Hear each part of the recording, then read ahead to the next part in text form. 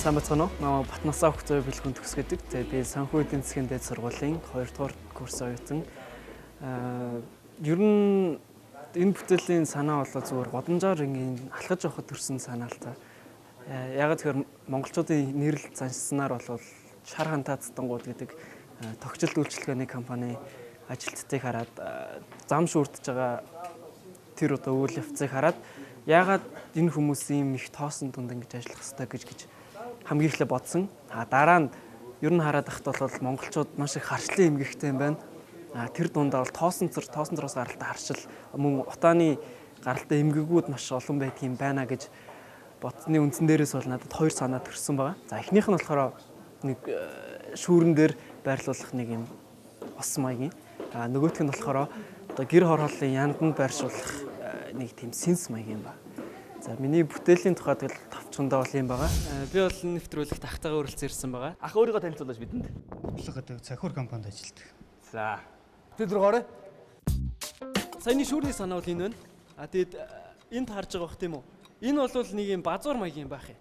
Энд нь одоо савнд одоо ойролцоогоор нэг юм 20 см-аас 20-25 см диаметртэй. Өндөр нь бол 25-аас бас 30.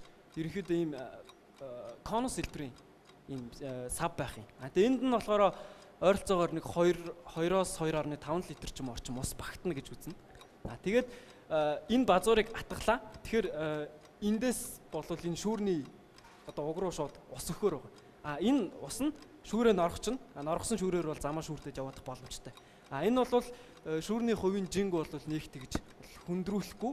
Тэгээд одоо барихад шүүртгэд ямар нэгэн тийм саадууд болохгүйгээр тэгээ шүүрний ишинд бол ерөөс ямарч хөдөлгөөнгүйгээр ингэж байрлсан байх юм байна. Энэний диаметр бол энэ шүүрний шүүрж байгаа голчоос бол нэг тийм өргөнгүй байна гэсэн үг. Одоо хүний хөдөлмөрт ямар нэгэн байдлаар саад болохгүй байхаар зохион бүтээн. Ерөөсөө базлаа ус нь шүүрэндээ одоо шингэн тэр нойтон шүүрээр шүүрдэ явчихна. Ус ямар шүү зарчмаар одоо шүүрж доошогоо шүүрний үзүүрт хүрэх шүүрдэх үзүүрт хэсэгт хүрэх үү?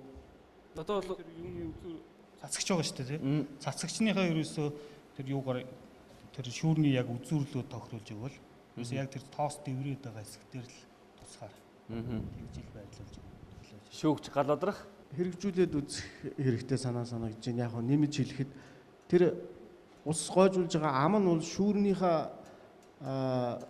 шүүрэн дотроо байвал алдагдал багтаа байх юм шиг санагдаж байна. Нэгд хоёрт бол усаа бол үүрдэг байсан дээр баха. Үргэлж өмнөө нэг жижигхэн гантел барьчаал ингээд байвал яах вүлээ? Илүү ядрах байх та. Шүүгч Болдбаатар тэр хүмүүс хідэн цаг тэр шүүрийг эргүүлдэг юм бэ гэдгийг бас бодох хэрэгтэй.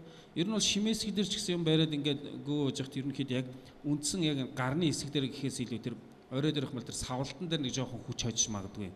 Гэхдээ энэ эргүүлээд ялангуяа хог шүүрдэж байгаа юм төдийлэн тийм одоо давуу талыг олохгүй байх гэж үзэж байна. Үнэхээр зайлшгүй шаардлагатай гэж үзэж байгаа. Саяны хөтлөгч шүндлэн шүүгчдийн ч хэлээд байгаа тийм ээ. Яг нурууны гэхээс илүү ер нь бол биений яг тулгуур ихтэй хэсэг дээр ерөнхийдөө шингэн байх уу гэдэг асуудал бол орох байх гэж бодож байна. Шүүгч цогж авахлаа.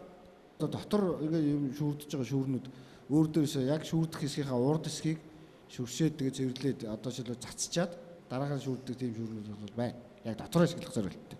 Гадна ашиглана гэдэг ихтэй ч одоо шүүрний чинь одоо зад ирсэн шүүр бол бүр дорхноо хугараад наач бүр уян болоод шүүрдэх аргагүй болно. Жоохоо явал наач угаасаа шүүрний ишнүүд чинь уйраад зүгээр өөр пластмасан гэдэг тэр пластмасан дээр одоо жоохон нөгөө тогтцсон шороо доосч яа доошоо унах юм хэмжээний ус шүүрүүлэх юм уу?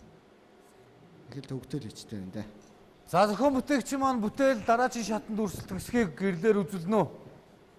Нэг улаа, хоёр улаа, нэг ногоон. За хоёр дахь бүтээл санаагаа амжилттай танилцуулаарай. Амжилт хүсье. Манай уралдааныг зориулсан зохион бүтээгчдийн нэг бэлгүүн төгсгийн хоёр дахь санаа утаа шүүгчтэй яндан.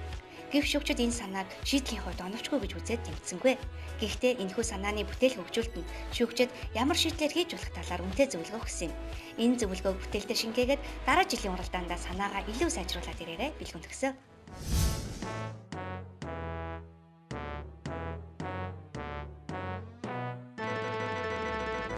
Ер нь бол хоёр санаа хоёулаа дайжгүй. Гэхдээ яг энийг хийх арга чинь буруу байна гэдэг шалтгаанаар л хасагдлаа.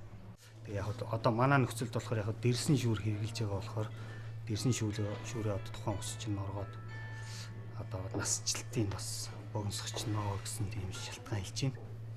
Тэр бол яг бас үнэн. Гэхдээ тухайн ус шүрсэж байгаа хэсгээ бол яг хаана очих вэ гэдг нь бас одоо тэр цацж байгаа хушууныхаа хэлбэрээр бас ингээд тааруулж болно л доо.